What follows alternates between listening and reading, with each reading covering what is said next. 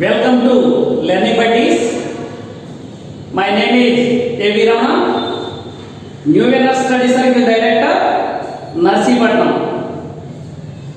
మనం లాస్ట్ క్లాస్లో వచ్చేసి పాలిటిక్స్ సంబంధించి అసలు పాలిటీలో ఏ ఏ టాపిక్స్ ఉంటాయన్నటువంటి సిలబస్ మీద మీకు అవగాహన కల్పించడం జరిగిందన్నమాట. మరి మనకి పాలిటీలో చూసుకున్నట్లయితే ఫస్ట్ టాపిక్ మీకు ఆల్రెడీ చెప్పారు. ఫస్ట్ టాపిక్ ఏమేమంటే రాజ్యాంగ పూర్వపు చట్టాలు అని చెప్పేసి అన్నాం. దాన్ని మనం సింపుల్గా రాజ్యాంగ పరిణామ క్రమం అని చెప్పేసి పిలుస్తారనమాట. అంటే రాజ్యాంగ పరిణామ క్రమం అన్నా రాజ్యాంగ పూర్వపు చట్టాలు అని చెప్పేసి అన్నా సరే, అంటే రాజ్యాంగం అమల్లోకి రావడానికి ముందున్నటువంటి చరిత్ర మొత్తాన్ని కూడా మనం ఈ లెసన్లో డిస్కస్ చేయడం జరుగుతుంది అన్నమాట. మరి మనకి అసలు ఈ టాపిక్లోకి వెళ్ళే ముందు అసలు రాజ్యాంగం ద్వారా పరిపాలన జరగాలని చెప్పేసి మొట్టమొదటిసారిగా ప్రపంచంలో పేర్కొన్నటువంటి వ్యక్తి ఎవరు అంటే రాజ్యాంగం ద్వారా పరిపాలన జరగాలని, ఒక చట్టం ద్వారా పరిపాలన జరగాలని చెప్పేసి డిమాండ్ చేసినటువంటి మొట్టమొదటి వ్యక్తి ఎవరు అని చెప్పేసి మనకి కాంపిటేటివ్ ఎగ్జామ్స్ లో ప్రశ్న అడగడం జరుగుతుంది అన్నమాట. మరి ఆ వ్యక్తి సాధారణంగా ఒక రాజ్యాంగాన్ని రెండు రాజ్యాంగాల్ని పరిశీలించకుండా ప్రపంచవ్యాప్తంగా ఉన్నటువంటి 158 రాజ్యాంగాలను పరిశీలించిన తర్వాత ఆయన ఒక అవగాహనకు రావడం అనేది జరుగుతుంది అన్నమాట. అంటే మనకి ఒక వ్యక్తి ద్వారా కాకుండా ఒక చట్టం ద్వారా పరిపాలించబడినట్లయితే ఆ వ్యక్తి ఉత్తముడిగా తయారవుతాడని చెప్పేసి మొట్టమొదటిసారిగా పేర్కొన్నాం. మరి మనకి రాజ్యాంగం ద్వారా పరిపాలన జరగాలని చెప్పేసి ప్రపంచంలో మొట్టమొదటిసారిగా డిమాండ్ చేసినటువంటి వ్యక్తి అరిస్టాటిల్ అని చెప్పేసి చెప్తాం. మరి అరిస్టాటిల్ గారు గ్రీకు దేశానికి చెందినటువంటి తత్వవేత్త. మరి ఆయన the father of political science అని చెప్పేసి కూడా పిలవడం జరుగుతుంది. అంటే రాజనీతి శాస్త్ర పితామహుడు అని చెప్పేసి మనం అరిస్టాటిల్ గారిని పిలవడం జరుగుతుంది. మరి మనకేట రెండు రకాల ప్రశ్నలు అడుగుతున్నాడు. ప్రపంచంలో మొట్టమొదటిసారిగా రాజ్యాంగవాదాన్ని డిమాండ్ చేసినటువంటి దేశస్తులు ఎవరని చెప్పేసి అడుగుతున్నారు.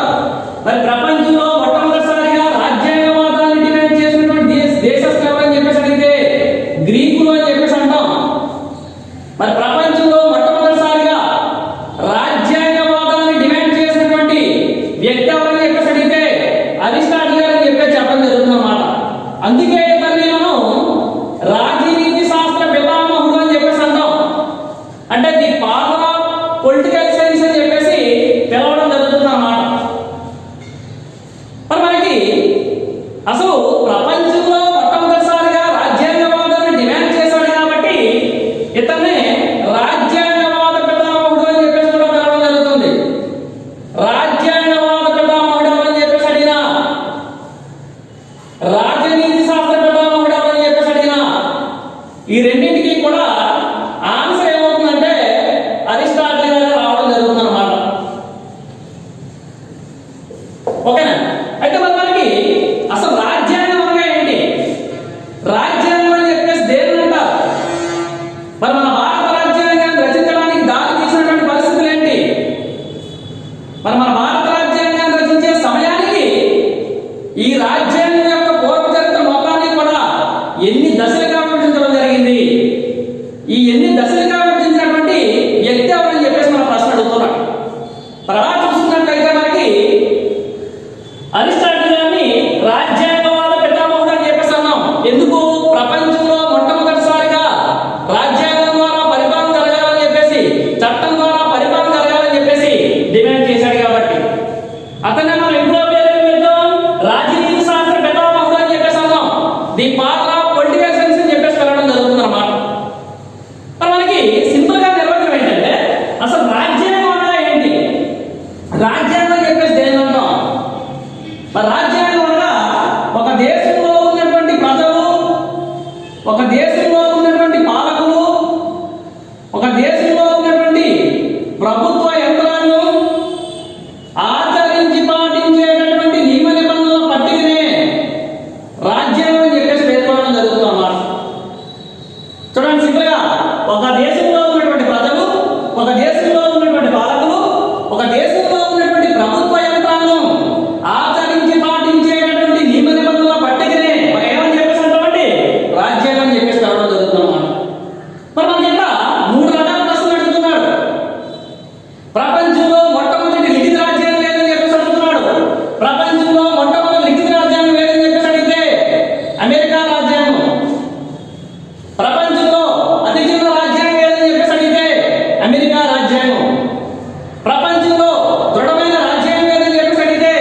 అమెరికా రాజ్యాంగం.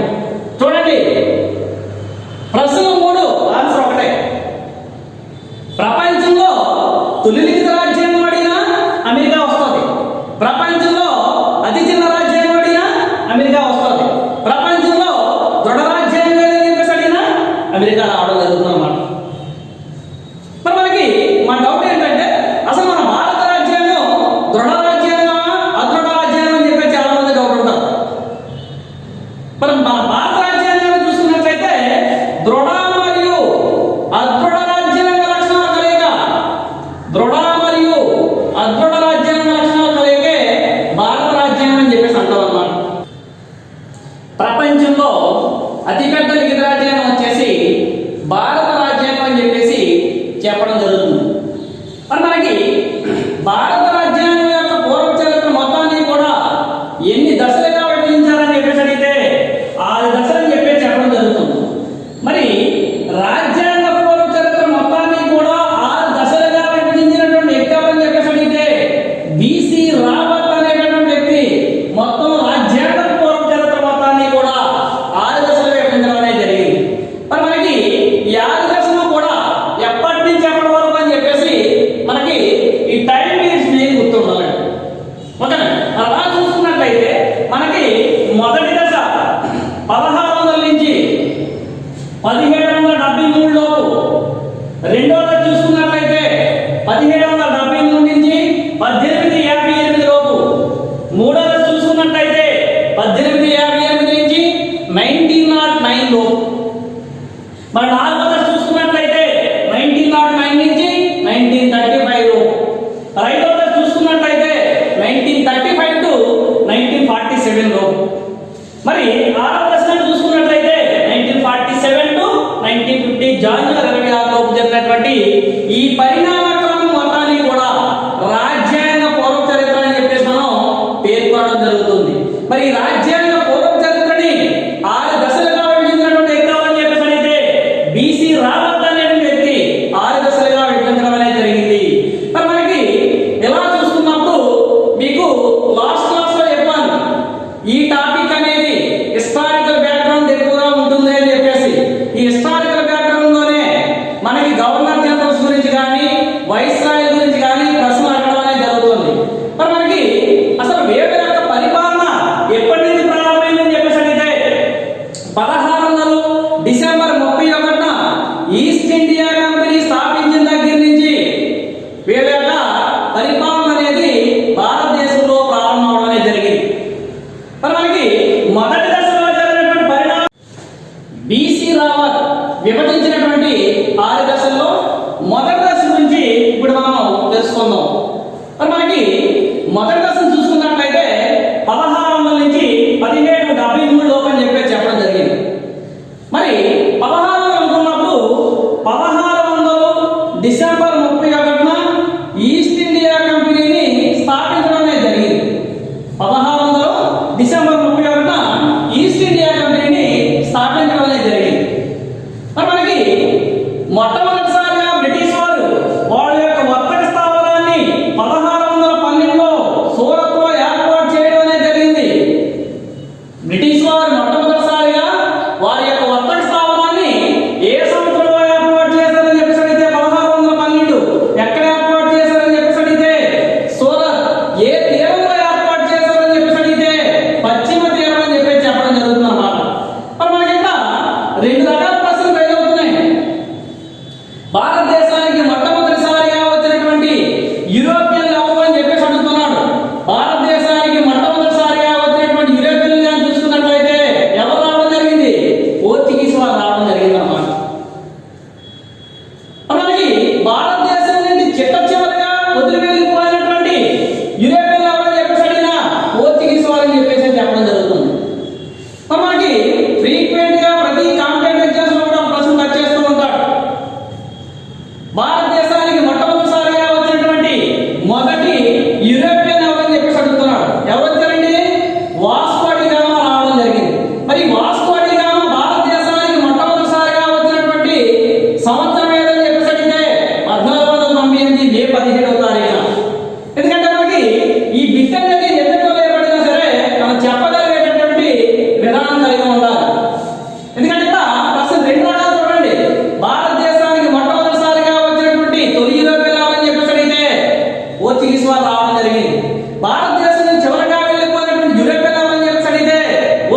అని చెప్పి చెప్తాం.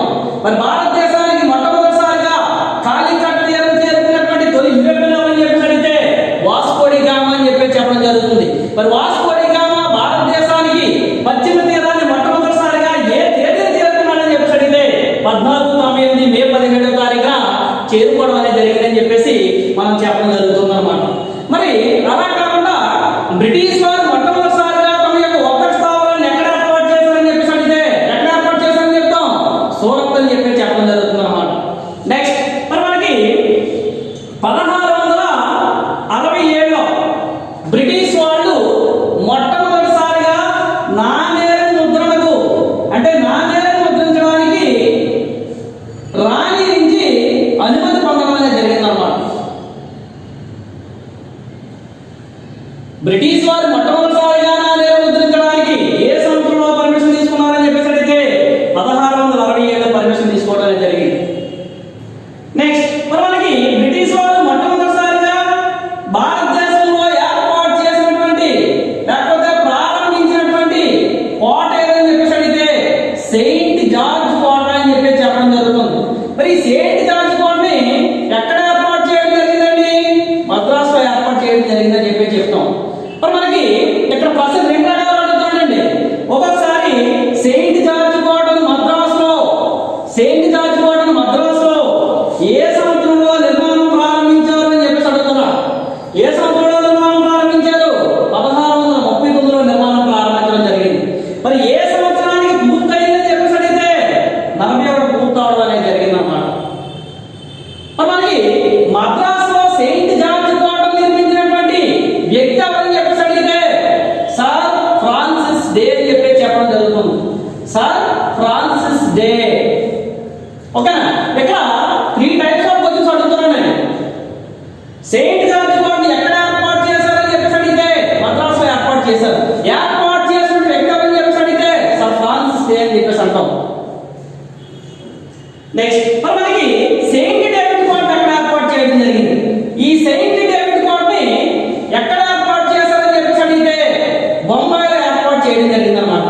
మరి బొంబాయిలో ఏర్పాటు చేసినటువంటి వ్యక్తి ఎవరని చెప్పేసి అడిగితే గెరాల్డ్ అంజీర్ ఏర్పాటు చేయడం జరిగింది. గెరాల్డ్ అంజీరు ఏర్పాటు చేయడం అనేది జరిగింది అన్నమాట. నెక్స్ట్ మరి మనకి ప్రధానంగా ఫోర్ట్ విలియం కోట అని చెప్పేసి అంటాం, కలకత్తాలో ఉంది. మరి ఈ ఫోర్ట్ విలియం కోటని ఏర్పాటు చేసినటువంటి వ్యక్తి ఎవరని చెప్పేసి అడిగితే జాబ్ చార్నోక్ అనే వ్యక్తి దీన్ని ఏర్పాటు చేయడం అనేది జరిగింది. జాబ్ చార్నోక్ ఎక్కడండి? కలకత్తాలో ఏర్పాటు చేయడం అనేది జరిగింది అన్నమాట.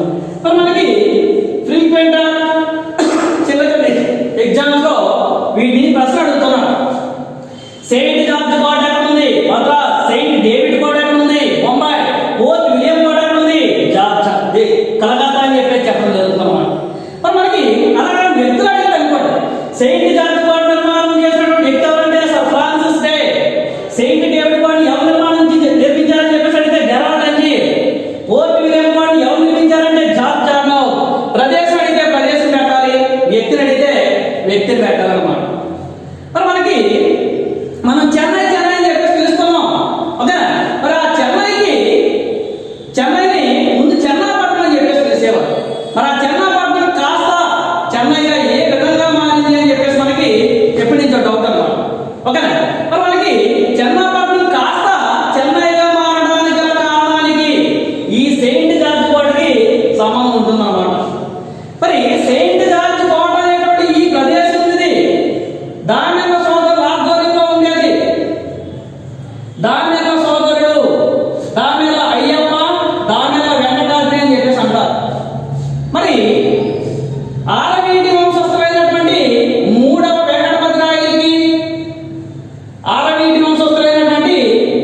వెంకటపతి రాయలకి అలాగే సర్ ఫ్రాన్సిస్ డేకి మధ్యవర్తిత్వం చేసిన వాళ్ళు ఎవరని చెప్పేసి అడిగితే దానిమ్మ సోదరులు చేయడం అనేది జరిగిందన్నమాట. మరి ఈ దానిమ్మ సోదరుల యొక్క తండ్రి చెన్నప్ప పేరు మీదుగా చెన్నైని చెన్నాపట్నం అని చెప్పేసి పిలిచేవారు. ఆ చెన్నాపట్నం కాస్త తర్వాత ఏ విధంగా మారిందంటే నెక్స్ట్ మనకి భారతదేశంలో అతి ప్రాచీన మున్సిపాలిటీ ఏదని చెప్పేసి అడుగుతున్నాడు. మరి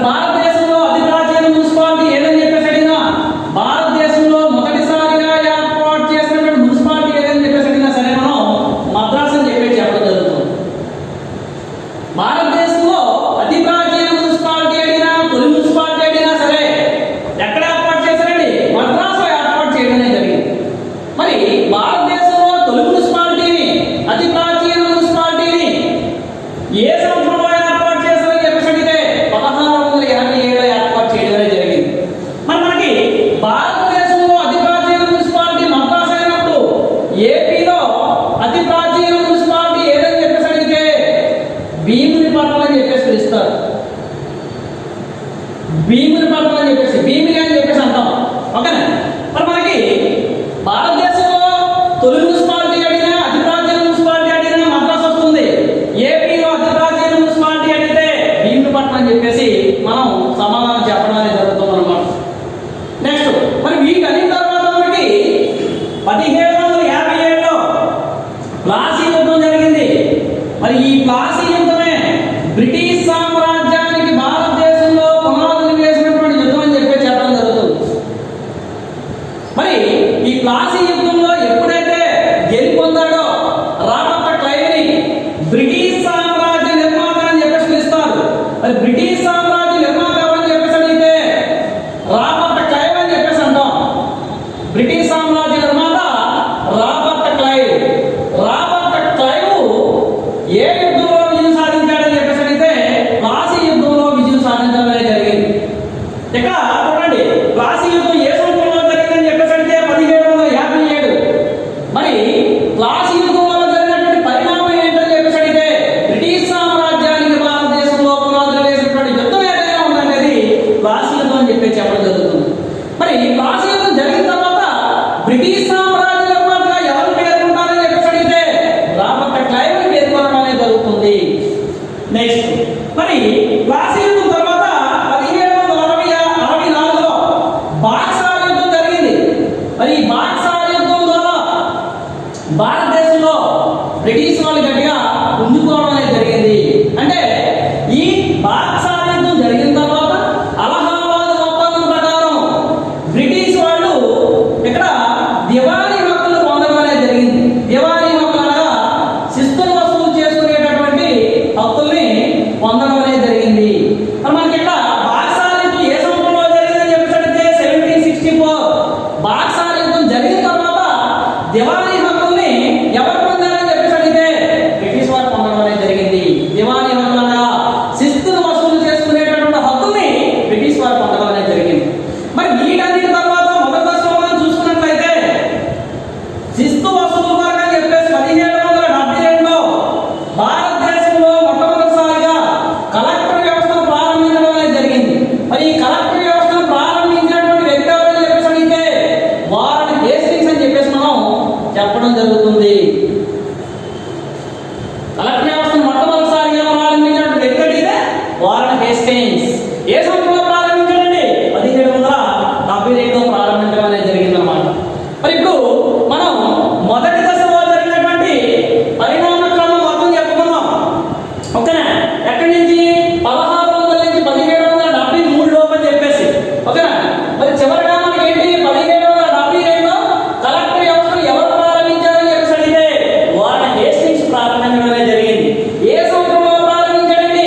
1772లో ప్రారంభించడం అనేది జరిగింది అన్నమాట.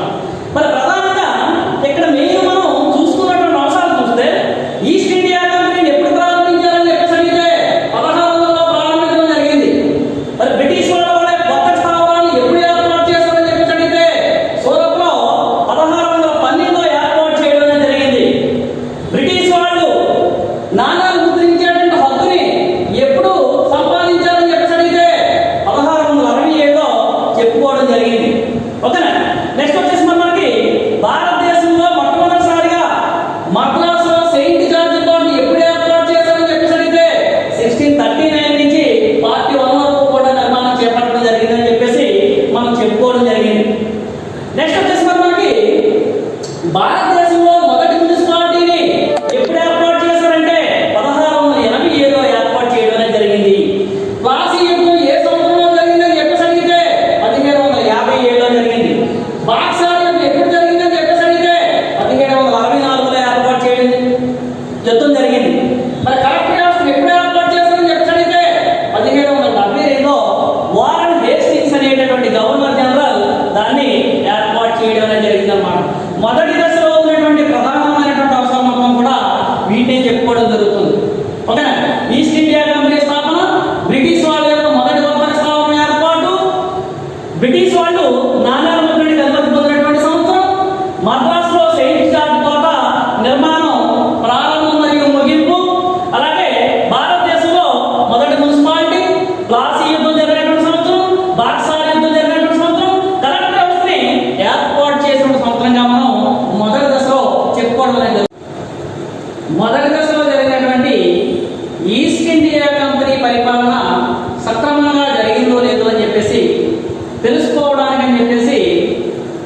మొదటి దశ మీద పరిశీలన జరపమని, అంటే ఈస్ట్ ఇండియా కంపెనీ సక్రమంగా పనిచేసిందా లేదా భారతదేశంలో ఉన్నటువంటి సంస్థానాభివృద్ధితో కుమ్మక్కయ్యి ఏదైనా మోసం చేసిందా అన్నటువంటి ఉద్దేశంతో మొదటి దశ మీద పరిశీలన జరపమని చెప్పేసి బ్రిటన్ ప్రభుత్వం ఒక రహస్య కమిటీని వేయడం జరిగిందన్నమాట. ఆ రహస్య కమిటీ ఎవరి అధ్యక్షతలో వేయడం జరిగిందని చెప్పేసి అడుగుతున్నాడు. ఓకేనా? మరి మనకి ఆ రహస్య కమిటీ ఎవరి అధ్యక్షతలో వేయడం జరిగిందని చెప్పేసి అడిగితే జనరల్ బూర్గోయిల్ అధ్యక్షతలో వేయడం జరిగింది. ఎవరి అధ్యక్షతలో వేయడం జరిగిందండి? జనరల్ బూర్గోయిల్ అధ్యక్షతన ఒక రహస్య కమిటీని వేయడం జరిగింది. జనరల్ బూర్గోయిల్ కమిటీ సిఫార్సుల మేరకు మన భారతదేశంలో 1773లో రెగ్యులేటింగ్ చట్టాన్ని ప్రవేశపెట్టడం అనేది జరిగిందన్నమాట. మనకి ఇక్కడ ప్రశ్న రెండు రకాలుగా అడుగుతాడండి. జనరల్ బూర్గోయిల్ కమిటీని ఏర్పాటు చేయడానికి గల కారణం ఏంటంటే మొదటి దశలో ఉన్నటువంటి ఈస్ట్ ఇండియా కంపెనీ పరిపాలన సక్రమంగా జరుగుతుందా లేదా అని చెప్పేసి రహస్య కమిటీ నియమించడం జరిగింది. మరి రహస్య కమిటీ ఏమని కమిటీ నివేదిక సమర్పించిందండి? ఈస్ట్ ఇండియా కంపెనీ యొక్క కార్యకలాపాలన్నింటినీ కూడా రెగ్యులేట్ చేయాలి, క్రమబద్ధం చేయాలి అని చెప్పేసి మొట్టమొదటిసారిగా భారతదేశంలో రెగ్యులేటింగ్ చట్టాన్ని ప్రవేశపెట్టడం అనేది జరిగింది. దీనిని మనం 1773 రెగ్యులేటింగ్ చట్టం అని చెప్పేసి చెప్పడం జరుగుతుంది. రెగ్యులేటింగ్ అనగా మనందరికీ తెలుసు, నియంత్రణ, క్రమబద్ధం చేయడం అని చెప్పేసి. ఓకేనా? మరి ఈస్ట్ ఇండియా కంపెనీ కార్యక్రమాన్ని క్రమబద్ధం చేయడానికి ప్రవేశపెట్టినటువంటి చట్టమే ఏ చట్టం అండి? 1773 రెగ్యులేటింగ్ చట్టం అని చెప్పేసి చెప్పడం జరుగుతుంది అన్నమాట. మరి మనకి 1773 రెగ్యులేటింగ్ చట్టం గురించి ఎప్పుడైనా ప్రశ్న అడగాలని చెప్పేసి అనుకున్నప్పుడు 1773 రెగ్యులేటింగ్ చట్టాన్ని భారత రాజ్యాంగానికి తొలి లిఖిత చట్టంగా పేర్కొనడం జరుగుతుంది. భారత రాజ్యాంగానికి తొలి లిఖిత చట్టంగా పేర్కొనడం జరుగుతుంది. మరి తొలి లిఖిత చట్టంగా పేర్కొనడానికి గల కారణం ఏంటంటే రెగ్యులేటింగ్ చట్టం ప్రవేశపెట్టేంత వరకు కూడా ఈస్ట్ ఇండియా కంపెనీ అనేది తనకి ఇష్టం వచ్చినట్టు పరిపాలన చేసేది. ఈ జనరల్ బూర్గోయిల్ కమిటీని వేసిన తర్వాత ఈస్ట్ ఇండియా కంపెనీ కార్యక్రమాన్ని క్రమబద్ధం చేయాలని, రెగ్యులేట్ చేయాలని చెప్పేసి మొట్టమొదటిసారిగా ఒక చట్టాన్ని ప్రవేశపెట్టడం అనేది జరిగింది. అందుకే భారతదేశంలో మొట్టమొదటిసారిగా పరిపాలన నిమిత్తం ప్రవేశపెట్టినటువంటి చట్టాన్నే 1773 రెగ్యులేటింగ్ చట్టం అని చెప్పేసి అంటారు. అందుకే దీన్ని మన రాజ్యాంగానికి తొలి లిఖిత చట్టంగా చెప్పడం కూడా జరుగుతుందన్నమాట. మరి ఈ చట్టం ప్రకారం మనం చూసుకున్నప్పుడు అసలు కేంద్రీకృత పరిపాలనకు నాంది పలికారా, వికేంద్రీకృత పరిపాలనకు నాంది పలికారా అని చెప్పేసి చాలా మందికి డౌట్. ఓకేనా? మరి మనకి ఈ చట్టం ప్రకారం చూసుకున్నట్లయితే మనకి కేంద్రీకృత పరిపాలనకు నాంది పలకడం అనేది జరిగింది. భారతదేశంలో ఈస్ట్ ఇండియా కంపెనీ యొక్క పరిపాలనా కాలంలో కేంద్రీకృత పరిపాలనకి నాంది పలికినటువంటి చట్టం ఏదని చెప్పేసి అడిగితే ఏ చట్టం అండి? 1773 రెగ్యులేటింగ్ చట్టం అని చెప్పేసి చెప్పడం జరుగుతుంది. మరి మనందరికీ అసలు కేంద్రీకృత పరిపాలన అనగా ఏంటి? కేంద్రీకృత పరిపాలన అనగా, ఎందుకంటే ఈ చట్టం ప్రవేశపెట్టేంత వరకు కూడా మద్రాస్కి ఒక గవర్నర్ ఉండేవాడు, బొంబాయి ఒక గవర్నర్ ఉండేవాడు, బెంగాల్ ఒక గవర్నర్ ఉండేవాడు. ఎందుకంటే ప్రతి దాని మీద పరిపాలన కూడా వేరువేరుగా ఉండేది. ఇక్కడ ఒక గవర్నర్ పరిపాలించేవాడు, ముంబైకి ఒక గవర్నర్ పరిపాలించడం జరిగేది, బెంగాల్కి ఒక గవర్నర్ పరిపాలించడం అనేది జరిగేది అన్నమాట. మనకి బ్రిటిష్ పాలిత రాష్ట్రాల్లో అతిపెద్ద రాష్ట్రంగా ఉన్నటువంటి బెంగాల్ రాష్ట్రంలో, బెంగాల్ అని చెప్పేసి అంటాం, ఈ బెంగాల్ రాష్ట్రంలోకి ఈ మద్రాస్ మరియు ఈ ముంబై యొక్క గవర్నర్స్ కలిపేసి, అంటే వికేంద్రీకృతంగా అధికారాలన్నీ కూడా వికేంద్రీకృతం ఉండేవి. ఇక్కడ కొన్ని అధికారాలు, ముంబైలో కొన్ని అధికారాలు ఉండేవి. మరి వీటన్నింటినీ కూడా బెంగాల్ పరిధిలో తీసుకొచ్చేసి పరిపాలన మొత్తాన్ని కూడా ఏం చేశారండి? కేంద్రీకృతం చేయడం అనేది జరిగిందన్నమాట.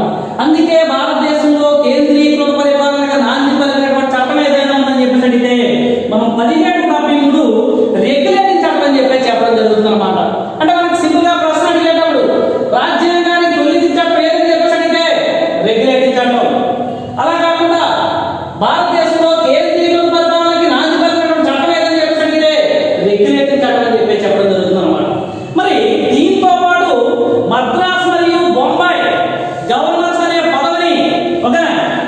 అంటే వీటి యొక్క అధికారాల మొత్తాన్ని కూడా బెంగాల్ పరిధిలోకి మార్చేసి ఓకేనా ఇక్కడ ఒక కొత్త పదం ఏర్పాటు చేయడం జరిగింది. బెంగాల్ గవర్నర్ జనరల్ అని చెప్పేసి, బెంగాల్ గవర్నర్ జనరల్ అని చెప్పేసి ఒక కొత్త పదం ఏర్పాటు చేయడం జరిగింది అన్నమాట. మరి మనకి ప్రతి కాంపిటేటివ్ ఎగ్జామ్స్ లో కూడా ఈ ప్రశ్న అడుగుతున్నారు, మొట్టమొదటి బెంగాల్ గవర్నర్ జనరల్ ఎవరు అని చెప్పేసి ఓకేనా. మరి మనకి మొట్టమొదటి బెంగాల్ గవర్నర్ జనరల్ ఎవరని చెప్పేసి అడిగితే ఎవరని చెప్పేసి చెప్తామండి, వారన్ హేస్టింగ్స్ అని చెప్పేసి చెప్పడం జరుగుతుంది. ఆల్రెడీ మీద మనకు ఒక ప్రశ్న వచ్చింది, కలెక్టర్ వ్యవస్థను ఎవరు ప్రారంభించారని చెప్పాం, వారన్ హేస్టింగ్స్. ఏ సంవత్సరంలో ప్రారంభించారని చెప్పేసి చెప్పాం, 1772 లో కలెక్టర్ వ్యవస్థను ప్రారంభించినటువంటి గవర్నర్ ఎవరని చెప్పేసి అడిగితే వారన్ హేస్టింగ్స్ అని చెప్పేసి చెప్తాం ఓకేనా. అలా కాకుండా వారన్ హేస్టింగ్స్ అనే వ్యక్తికి ఓకేనా మొట్టమొదటిసారిగా దేనించారండి, మొట్టమొదటి బెంగాల్ గవర్నర్ జనరల్ ఎవరని చెప్పేసి అడిగితే వారన్ హేస్టింగ్స్ అని చెప్పేసి చెప్తాం ఓకేనా. అంటే మనకి ఇక్కడ రెండు ప్రశ్నలు ఒకటే ఆన్సర్, కలెక్టర్ వ్యవస్థను ఎవరు ప్రారంభించారని చెప్పేసి అడిగినా వారన్ హేస్టింగ్స్ ఓకేనా. అలా కాకుండా మనకి మొట్టమొదటి బెంగాల్ గవర్నర్ జనరల్ ఎవరని చెప్పేసి అడిగినా వారన్ హేస్టింగ్స్ అని చెప్పేసి చెప్పడం జరుగుతుంది అన్నమాట. మరి నెక్స్ట్ వీటితో పాటు ఈ మీద వచ్చిన ప్రశ్నలు ఏంటంటే, భారతదేశంలో మొట్టమొదటిసారిగా సుప్రీంకోర్టు ఏర్పాటు చేశారు. మరి సుప్రీంకోర్టు ఏర్పాటు చేసిన వ్యక్తి ఎవరని చెప్పేసి అడిగితే వారన్ హేస్టింగ్స్ అని చెప్పేసి అంటాం. మరి మొట్టమొదటి సుప్రీంకోర్టు ఎక్కడ ఏర్పాటు చేశారయ్యా అని చెప్పేసి అడిగితే 1774లో కలకత్తాలో ఏర్పాటు చేయడం జరిగింది. ఎందుకంటే మనకి లాస్ట్ ఎస్ఐ ఎగ్జామ్ ఈ ప్రశ్న అడిగారు, కలకత్తాలో ఏర్పాటు చేసినటువంటి మొదటి సుప్రీంకోర్టుకి తొలి ప్రధాన న్యాయమూర్తి ఎవరని చెప్పేసి అడిగారు.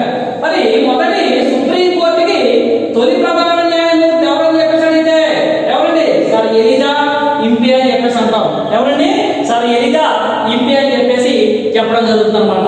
మరి చూడండి, అంటే ఎదురు చుట్టూ ఎన్ని బిట్స్ తిరుగుతున్నాయో. కలెక్టర్ వ్యవస్థ ఎవరు ఏర్పాటు చేశారంటే వారన్ హేస్టింగ్. సుప్రీంకోర్టు ఎవరు ఏర్పాటు చేశారని చెప్పేసి అడిగితే వారన్ హేస్టింగ్. సుప్రీంకోర్టుని మొదట ఎక్కడ ఏర్పాటు చేశారని చెప్పేసి అడిగితే కలకత్తాలో ఏర్పాటు చేయడం జరిగింది ఓకేనా. అలా కాకుండా ఈ సుప్రీంకోర్టు యొక్క తొలి ప్రధాన న్యాయమూర్తి ఎవరని చెప్పేసి అడిగితే సార్ ఎలిజా ఇంపి అని చెప్పేసి మనకి. మరి 1772లో కలెక్టర్ వ్యవస్థను ఎవరు ఏర్పాటు చేశారు, వారన్ హేస్టింగ్స్ అని చెప్పాం ఓకేనా. మరి మనకి 1774లో సుప్రీంకోర్టుని ఎవరు ఏర్పాటు చేశారు, వారన్ హేస్టింగ్స్ అని చెప్పేసి చెప్పడం జరుగుతుంది అన్నమాట. మరి మనకి ఇక్కడ చూడండి, సుప్రీంకోర్టు ఎవరు ఏర్పాటు చేశారంటే వారన్ హేస్టింగ్స్ వస్తాడు. అలా కాకుండా సుప్రీంకోర్టు ప్రధాన న్యాయమూర్తి ఉంటాడు, తొలి ప్రధాన న్యాయమూర్తి ఎవరని చెప్పేసి అడిగితే ఎవరండి, సార్ ఎలిజా ఇంపి అని చెప్పేసి చెప్పడం జరుగుతుంది అన్నమాట ఓకేనా. నెక్స్ట్ అలా కాకుండా మనకి సుప్రీంకోర్టు ఏర్పాటు చేసింది వారన్ హేస్టింగ్స్. మరి సుప్రీంకోర్టుని అభివృద్ధి చేసినటువంటి ఘనత న్యాయ వ్యవస్థ పితామహుడు అని చెప్పేసి అంటారు ఓకేనా. మరి న్యాయ వ్యవస్థ పితామహుడు అని చెప్పేసి చూసుకున్నట్లయితే లార్డ్ కారన్ వాలిస్ అని చెప్పేసి అంటాం. లార్డ్ కారన్ వాలిస్ అని చెప్పేసి చెప్పడం జరుగుతుంది అన్నమాట ఓకేనా. అయితే మనకి కలెక్టర్ వ్యవస్థను ఏర్పాటు చేసింది ఎవరంటే వారన్ హేస్టింగ్స్ వస్తాడు. న్యాయ వ్యవస్థను ఏర్పాటు చేసింది ఎవరంటే వారన్ హేస్టింగ్స్ వస్తాడు. మొదటి సుప్రీంకోర్టుకి తొలి ప్రధాన న్యాయమూర్తి ఎవరని చెప్పేసి అడిగితే సార్ ఎలిజా ఇంపే. మరి మొదటి సుప్రీంకోర్టుని ఎక్కడ ఏర్పాటు చేశారయ్యా అని చెప్పేసి అడిగితే కలకత్తాలో ఉన్నటువంటి ఫోర్ట్ విలియం అనే ప్రదేశంలో మొట్టమొదటి సుప్రీంకోర్టుని ఏర్పాటు చేయడం జరిగింది. అయితే మనందరికీ తెలుసు, ప్రస్తుతం సుప్రీంకోర్టు అనేది ఎక్కడ ఉందండి, ప్రస్తుతం మనం చూసుకున్నట్లయితే సుప్రీంకోర్టు ఎక్కడ ఉందని చెప్పేసి అడిగితే ఢిల్లీలో ఉందని చెప్పేసి చెప్పడం జరుగుతుంది ఓకేనా. మరి అయితే మనకు వచ్చినటువంటి డౌట్ ఏంటంటే 1774లో ఏర్పాటు చేసినటువంటి కలకత్తా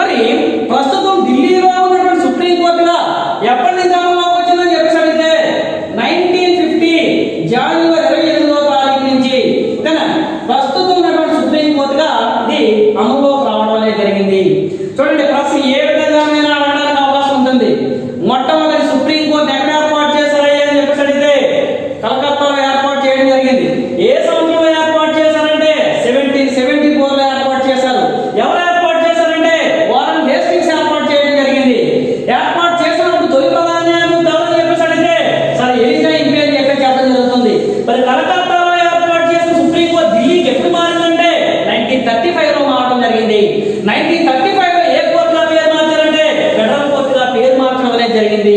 మరి ఈ ఫెడరల్ కోర్టు అనేది ప్రస్తుతం ఉన్నటువంటి సుప్రీం కోర్టుగా ఎప్పటి నుంచి అమలులోకి వచ్చిందని చెప్పేసి అడిగితే 1950 జనవరి 28వ తారీఖు నుంచి ప్రస్తుతం ఉన్నటువంటి సుప్రీం కోర్టుగా అమలులోకి రావడం అనేది జరిగింది అని చెప్పేసి చెప్పడం జరుగుతుంది అన్నమాట. మరి మనకి 1774లో ఏర్పాటు చేసినటువంటి సుప్రీం కోర్టుకి తొలి ప్రధాన న్యాయమూర్తి అడిగితే సరే ఎలిజా ఇంపే అని చెప్పేసి అన్నాం. అలా కాకుండా 1935లో ఫెడరల్ కోర్టు యొక్క తొలి ప్రధాన న్యాయమూర్తి ఎవరని చెప్పేసి అడిగితే మార్క్విస్ గేయర్ అని చెప్పేసి అంటాం. మార్క్విస్ గేయర్ అని చెప్పేసి చెప్పడం జరుగుతుంది అన్నమాట. అలా కాకుండా సుప్రీం కోర్టుకి తొలి ప్రధాన న్యాయమూర్తి ఎవరని చెప్పేసి అడిగితే సుప్రీం కోర్టుకి తొలి ప్రధాన న్యాయమూర్తి ఎవరని చెప్పేసి అడిగితే హెచ్జే కానియా అని చెప్పేసి చెప్పడం జరుగుతుంది అన్నమాట. అంటే మనకి ఈ ఏరియా నుంచి కంపల్సరీ ఒక ప్రశ్న టచ్ చేయడం జరుగుతుందండి. మొదటి సుప్రీం కోర్టు ఎట్లా ఏర్పాటు చేశారు? కలకత్తాలో. ఏ సంవత్సరంలో? 1774లో. మరి దాన్ని ఢిల్లీకి ఎప్పుడు మార్చారు? 1935లో మార్చారు. ఫెడరల్ కోర్టుగా పేరు మార్చి దాన్ని ఢిల్లీకి మార్చడం అనేది జరిగింది. మరి దానికి తొలి ప్రధాన న్యాయమూర్తి ఎవరంటే మార్క్విస్ గేయర్ అని చెప్పేసి చెప్పడం జరుగుతుంది. మరి ప్రస్తుతం ఉన్నటువంటి సుప్రీం కోర్టుకి ఎప్పటి నుంచి అమలులోకి వచ్చిందంటే 1950 జనవరి 28వ తారీఖు నుంచి అమలులోకి రావడం అనేది జరిగింది. మరి ఇక్కడ ప్రశ్న డైరెక్ట్ అడుగుతున్నాడు, సుప్రీం కోర్టు యొక్క తొలి ప్రధాన న్యాయమూర్తి ఎవరు అని చెప్పేసి టైం మెన్షన్ చేయడు, ఏది మెన్షన్ చేయడు. సుప్రీం కోర్టు యొక్క తొలి ప్రధాన న్యాయమూర్తి ఎవరు అని చెప్పేసి అంటే హెచ్జే కానియా అని చెప్పేసి అంటాం. అలా కాకుండా ఈ మెన్షన్ చేశాడు 1774లో ఏర్పాటు చేసిన సుప్రీం కోర్టుకి తొలి ప్రధాన న్యాయమూర్తి ఎవరని చెప్పేసి అడిగితే సరే ఎలిజా ఇంపే వస్తాడు. ఏమి మెన్షన్ చేయకుండా సుప్రీం కోర్టు యొక్క తొలి ప్రధాన న్యాయమూర్తి ఎవరని చెప్పేసి అడిగితే హెచ్జే కానియా అని చెప్పేసి చెప్పడం జరుగుతుంది అన్నమాట.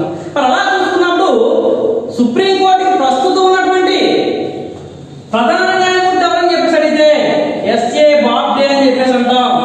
ఎస్ఏ బాబ్డే. ఓకేనా? మరి ఇక్కడ ప్రశ్న ఏమిటో అడుగుతాడంటే ప్రస్తుతం సుప్రీం కోర్టుకు ఉన్నటువంటి ప్రధాన న్యాయమూర్తి ఎస్ఏ బాబ్డే సుప్రీం కోర్టుకి ఎన్నవ ప్రధాన న్యాయమూర్తి అని చెప్పేసి అడగడం జరుగుతుంది అన్నమాట. మరి ప్రశ్న అడిగేటప్పుడు ఏ విధంగా అడగడానికైనా సరే ఛాన్స్ ఉంటుందండి. 1774లో ఏర్పాటు చేసిన సుప్రీం కోర్టుకి తొలి ప్రధాన న్యాయమూర్తి అడగొచ్చు. అలా కాకుండా 1935లో పేరు మార్చినటువంటి ఫెడరల్ కోర్టు యొక్క తొలి ప్రధాన న్యాయమూర్తి అడగొచ్చు. అలా కాకుండా ప్రస్తుతం సుప్రీం కోర్టు అమలులోకి వచ్చిన తర్వాత 1950 జనవరి 28 తర్వాత అమలులోకి వచ్చిన సుప్రీం కోర్టుకి తొలి ప్రధాన న్యాయమూర్తి ఎవరని చెప్పేసి అడగొచ్చు. ఓకేనా?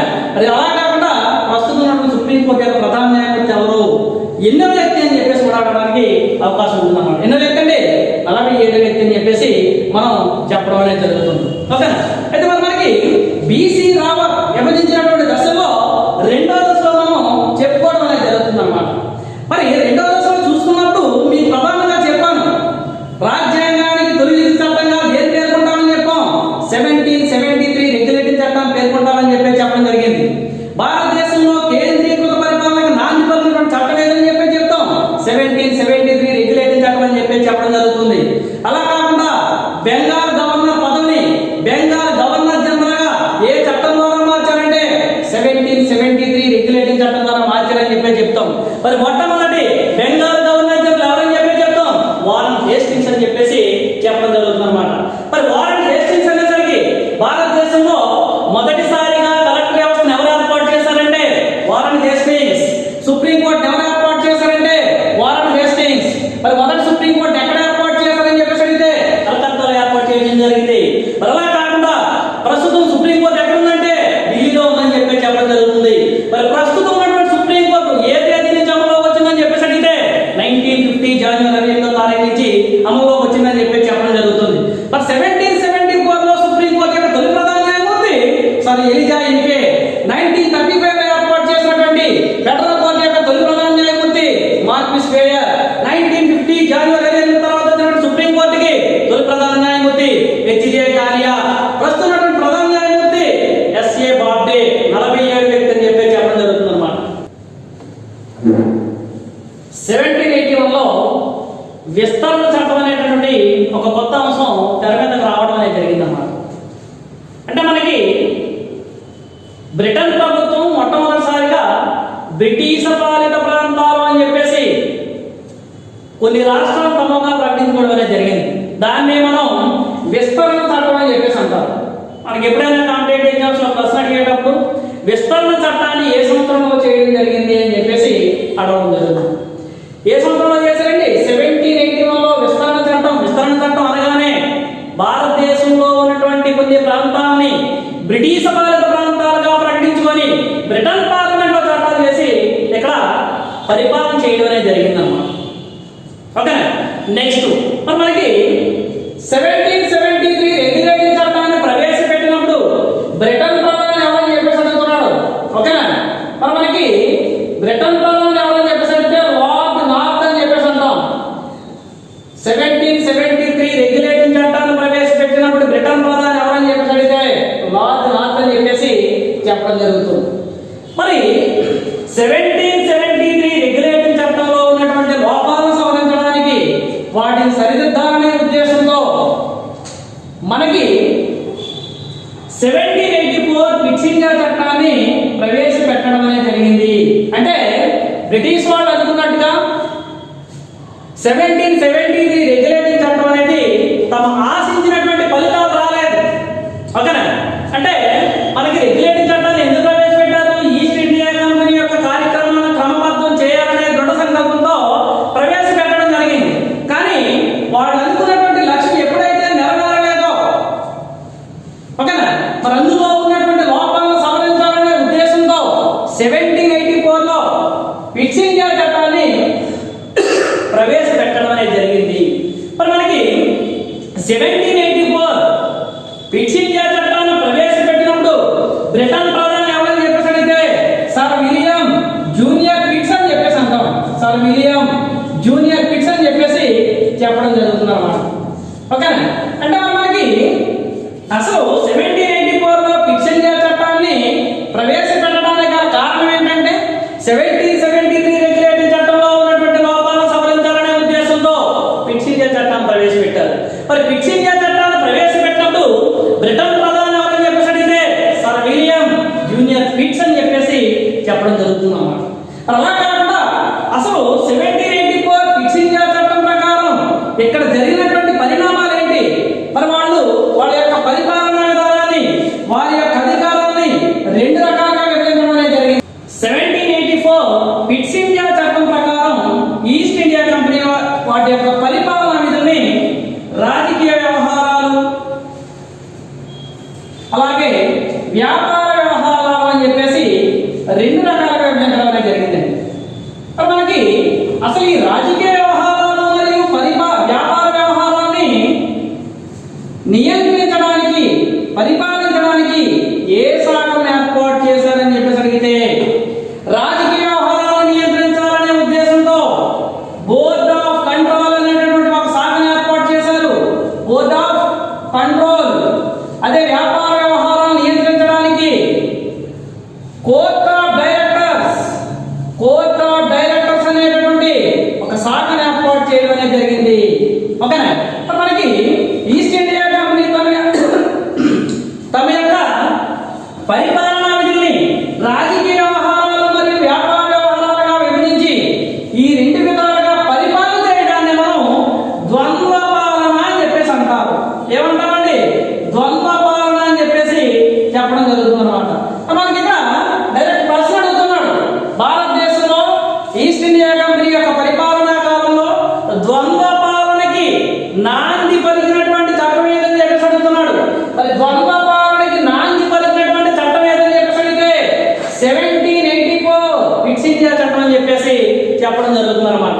మరి మనకి అసలు క్విట్ ఇండియా చట్టాన్ని ఏర్పాటు చేయడానికి గల కారణం 1773 రెగ్యులేటింగ్ చట్టంలో ఉన్నటువంటి లోపాలను సవరించాలనే ఉద్దేశంతో మనకి క్విట్ ఇండియా చట్టాన్ని ప్రవేశపెట్టారు. మరి క్విట్ ఇండియా చట్టం ఏం చేసిందండి? ఈస్ట్ ఇండియా కంపెనీ యొక్క అధికారాలని, విధుల్ని కూడా రెండు రకాలుగా విభజించింది. రాజకీయ వ్యవహారాలు, పరిపాలనా వ్యవహారాలు అని చెప్పేసి.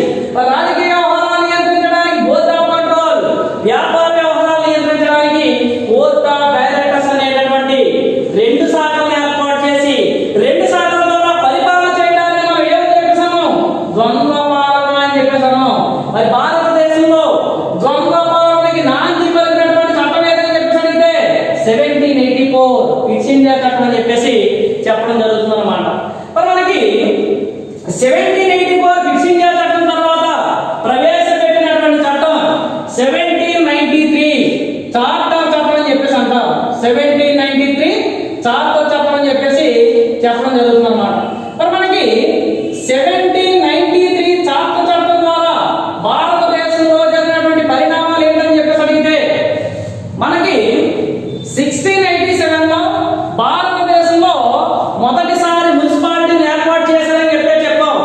అది భారతదేశంలో తొలి మున్సిపాలిటీ, ఓకేనా, లేదా అతి ప్రాచీన మున్సిపాలిటీ అని చెప్పేసి అంటాం.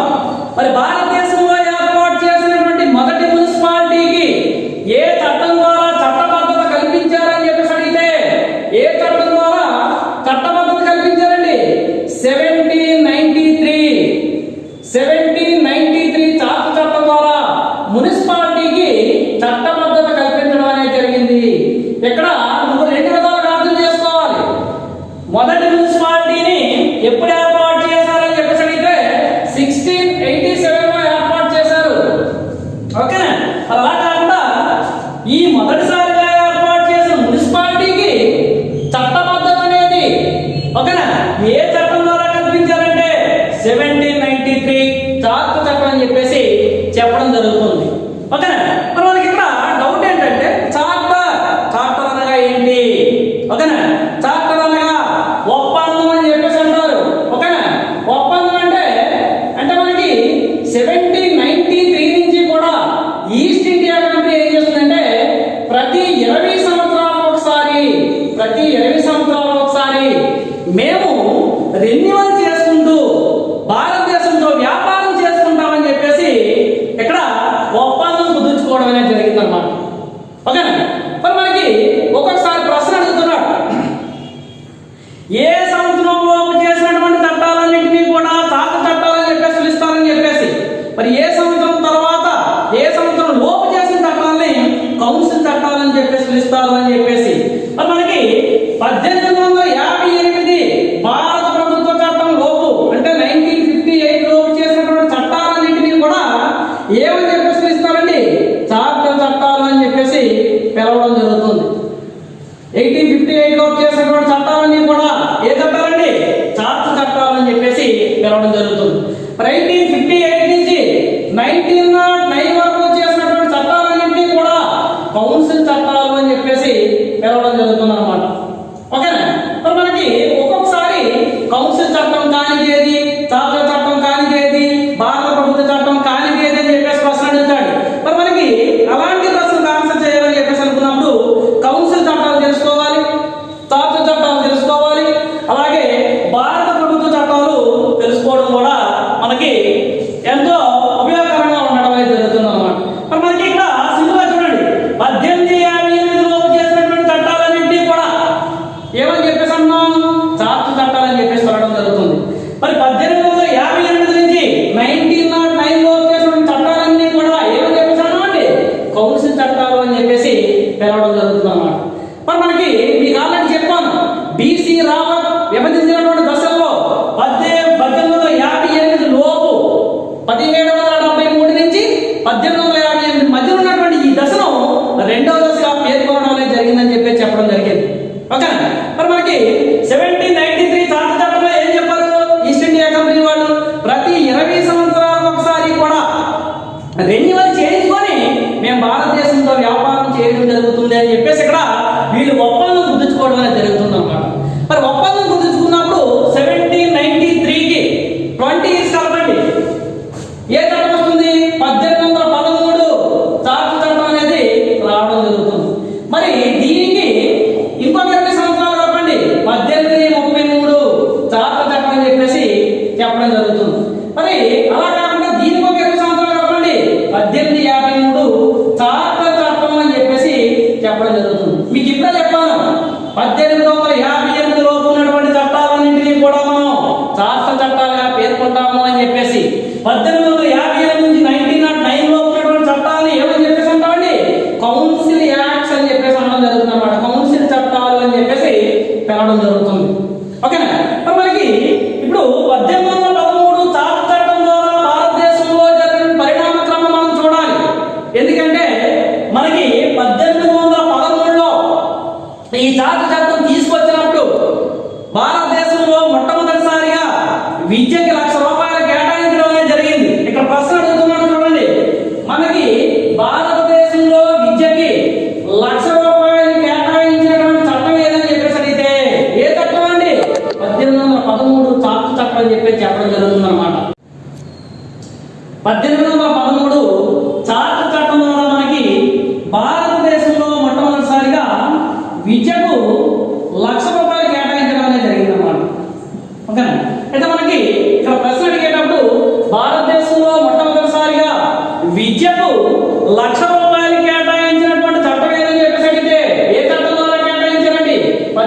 1813 చార్టర్ చట్టం ద్వారా కేటాయించడం అనేది జరిగింది.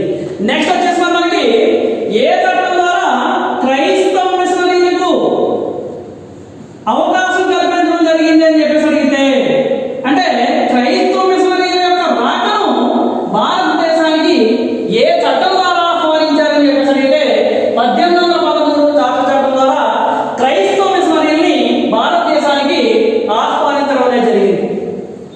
మరి ఇక్కడ ప్రశ్న అడిగేటప్పుడు భారతదేశంలో స్వేచ్ఛా వ్యాపారానికి నాంది పలికినటువంటి చట్టం ఏదని చెప్పేసి అడిగితే, ఓకేనా, మరి స్వేచ్ఛా వ్యాపారానికి నాంది పలికినటువంటి చట్టం ఏదని చెప్పేసి అడిగితే 1813 చార్టర్ చట్టం ద్వారా స్వేచ్ఛా వ్యాపారానికి నాంది పలకడం అనేది జరిగింది. అంటే మనకి ఈస్ట్ ఇండియా కంపెనీతో పాటు కూడా ప్రైవేట్ వ్యక్తులకి కూడా భూములు కొనుక్కునేటటువంటి సదుపాయం కల్పించడం జరిగింది.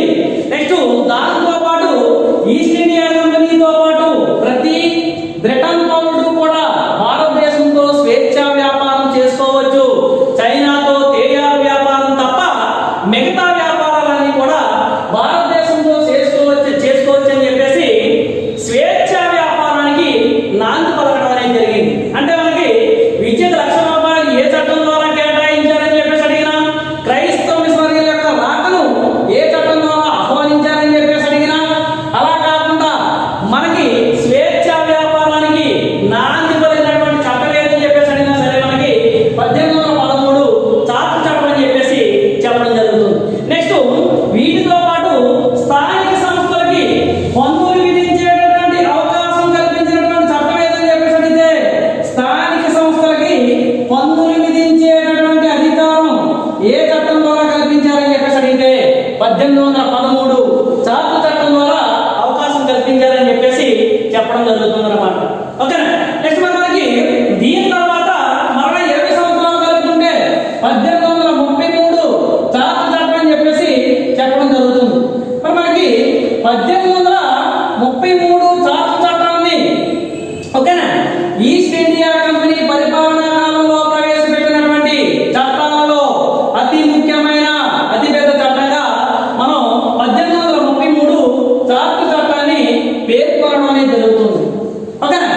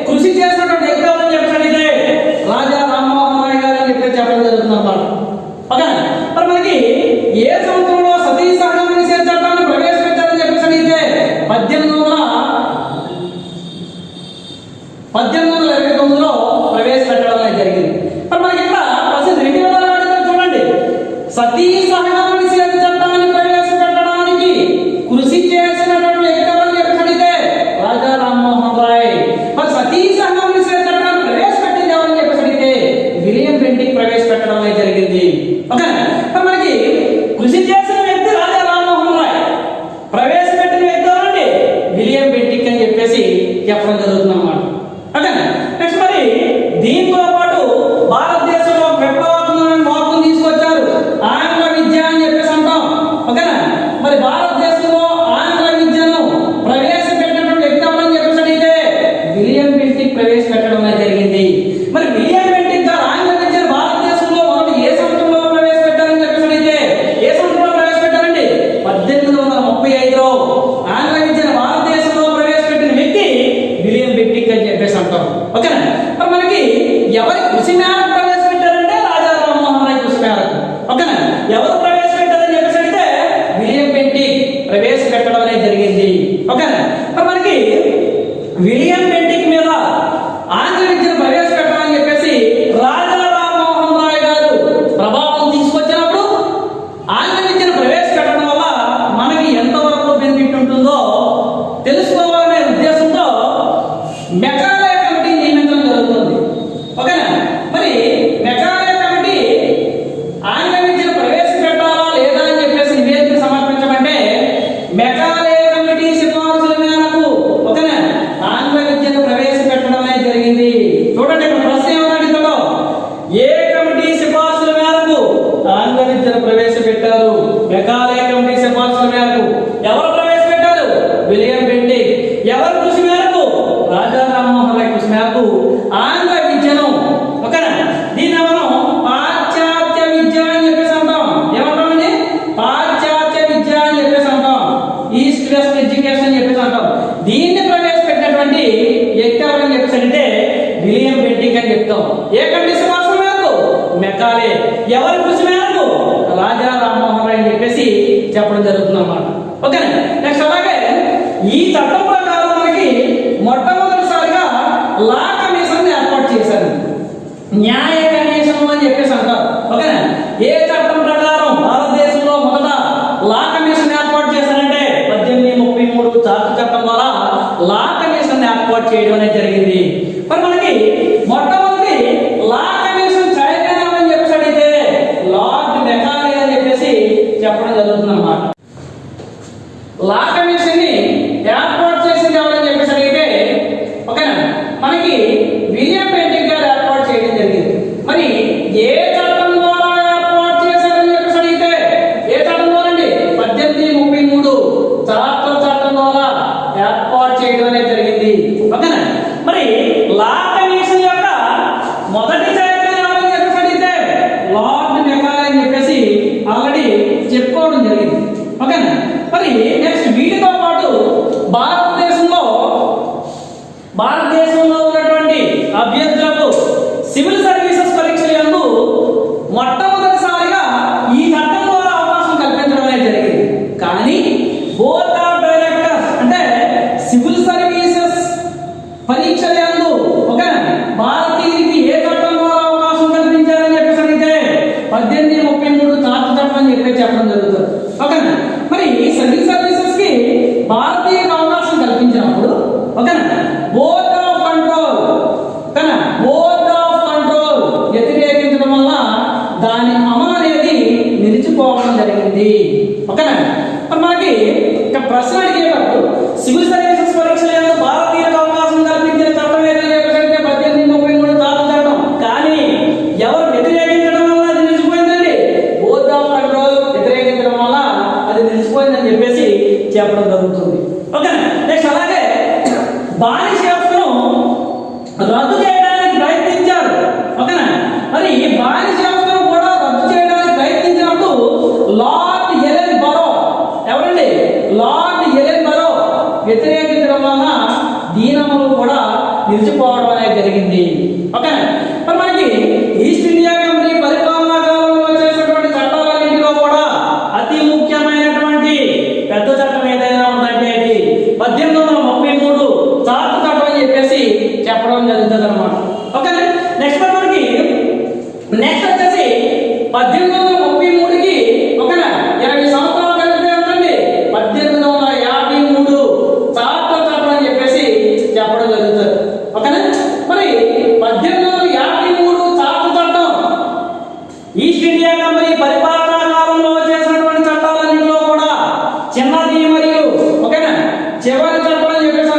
చిన్నది మరియు చివరి చట్టం అని చెప్పేసి చెప్పడం అనేది జరుగుతుంది.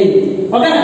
మరి మనకి 1853 చాప చట్టం ప్రవేశపెట్టిన తర్వాత, ఓకేనా, 1857లో మనకి భారతదేశానికి మొట్టమొదటి స్వతంత్ర సంగ్రామంగా పేర్కొనేటటువంటి సిపాయి తిరుగుబాటు అనేది ప్రారంభమైందన్నమాట. ఓకేనా?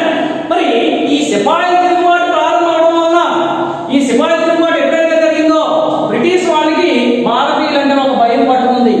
ఏ సందర్భంలోనైనా సరే ఈ ఉద్యమాన్ని నడిపించే నాయకుడిగా సక్రమంగా ఉన్నట్లయితే మనం దాదాపుగా 1857లోనే భారతదేశం ఖాళీ చేసి బ్రిటన్ వెళ్ళిపోవలసినటువంటి పరిస్థితి వచ్చింది అని చెప్పేసి అక్కడి నుంచి ఈస్ట్ ఇండియా కంపెనీ యొక్క పరిపాలన మొత్తం కూడా రద్దు చేసేసి భారతదేశంలో 1858లో భారత ప్రభుత్వ చట్టాన్ని ప్రవేశపెట్టి 1858 నవంబర్ 1వ తారీఖు నుంచి బ్రిటిష్ రాణి యొక్క ప్రత్యక్ష పరిపాలనని భారతదేశంలో ప్రవేశపెట్టడం అనేది జరిగింది. ఓకేనా? మరి మనకి బీసీ రావత్ ప్రకటించినటువంటి దశల్లో 2 దశలు నేర్చుకున్నాం. మొదటిది 1600 నుంచి, ఓకేనా, 1773 లోపు. రెండవది 1773 నుంచి 1858 లోపు అని చెప్పి చెప్పుకున్నాం అన్నమాట. ఓకేనా? మరి మనకి నెక్స్ట్ క్లాస్ లో మిగతా దశల్ని కంటిన్యూ చేద్దాం. ఓకేనా? నెక్స్ట్ మనకి క్లాస్ ని అందరూ కూడా సబ్స్క్రైబ్ చేయండి, దాంతోపాటు బెల్ ఐకాన్ క్లిక్ చేయండి. ఓకేనా? షేర్ చేయండి, లైక్ చేయండి, వీలైతే క్లాస్ మీద కామెంట్ చేయండి. ఓకేనా? ఎందుకంటే నెక్స్ట్ అప్లోడ్ చేయబోయేటటువంటి క్లాసులన్నీ కూడా మీరు చేసినటువంటి కామెంట్స్ మీదే ఆధారపడడం అనేది జరుగుతుందన్నమాట. ఓకేనా? మనకి ఈచ్ అండ్ ఎవరి టాపిక్ కూడా ఇదే ఫ్లోలో వెళ్తుందండి. ఓకేనా? మీరెవరో